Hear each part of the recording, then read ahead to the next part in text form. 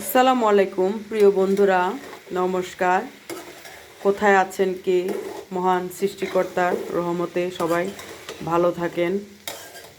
ফেসবুকে আমরা সবাই বন্ধু, কিন্তু বাস্তবে কারোর সাথে কারোর দেখা হচ্ছে না, দেখা সাক্ষাৎ হয় না।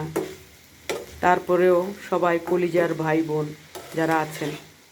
তো আজ একটি কথা বলতে চাই। সেই কথা হলো, ছোট্টবেলায় আমরা যখন ভাই বোন একসাথে পড়াশোনা করেছি, ঝগড়া করেছি, মারামারি করেছি,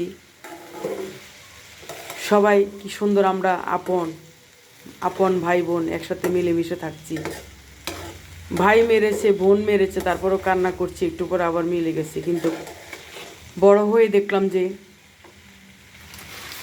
ভাই বোনের ভিতরেই বৈষম্য। কোনো ভাই বড় লোক পয়সাওয়ালা, কোনো বোন গরিব, আবার কোনো বোন পয়সাওয়ালা, কোনো ভাই গরিব। এইভাবেই আমাদের ভাই বোনগুলো একসময় বিচ্ছিন্ন হয়ে যায়। তা আমি ভিডিওটা বেশি বড় করব না, আমি একটা কথাই বলবো। আপনি যখন দান, খয়রাত, সদগা, জাকাত দিবেন, যদি আপনার কোনো ভাই বা বোন একটু সমস্যায় থাকে, অবস্থা খারাপ থাকে, চুপ করে আপনার দানের খয়রাতের টাকাটা ওই বোনটাকে বা ওই ভাইটাকে দিয়ে দেবেন। এতে আপনার দান সদগার অনেক মূল্য আল্লাহ তাআলা আপনাকে দিবেন। আপনি যদি 10 টাকা করে সারাদিন ফকিরের ভিক্ষা দেন, তাহলে এটা হবে, এটা আপনার জাকাত হবে। কিন্তু আপনি যদি নিজে ডেকে এনে আপনার ভাই বা বোন গরিব থাকে, ওর হাতে টাকাটা দিয়ে যদি বলেন যে তুই ভালো মতো চল, সুন্দর মতো ঈদ কর, বা তুই তোর ছেলে মেয়ে নিয়ে একটু ভালো থাক, এই টাকাটা নে, তোকে আমি দিলাম, তাহলে আপনি মহান সৃষ্টিকর্তার কাছে অনেক সম্মানের সহিত আদর পাবেন, দুনিয়াতেও পাবেন, পরকালেও পাবেন। একটা কথা মাথায় রাখবেন ভাই, জান্নাতেই দুনিয়াতেই, এই দুনিয়াতে স্বর্গ নরক, দুনিয়াতে জান্নাত।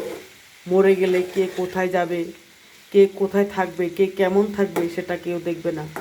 কিন্তু দুনিয়াতে আপনি ভালো আছেন, আপনার বোন কষ্টে আছে, এটা মানুষ দেখতে পাচ্ছে।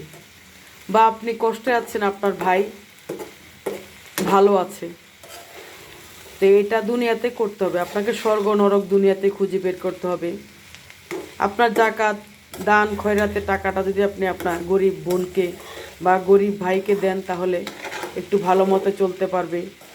আর যদি আপনি 10 টাকা করে সারাদিন দেন, সেটা তেমন কোনো কাজে আসবে না। কিন্তু যদি আপনি আপনার গরিব ভাই বা বোনকে দিয়ে দেন সবগুলো টাকা একসাথে করে, তাহলে আপনার ওই গরিব ভাই বা বোন একটু ভালো খেতে পারবে, ভালো পড়তে পারবে, এবং মহান সৃষ্টিকর্তার কাছে আপনার জন্য অনেক দোয়া করবে।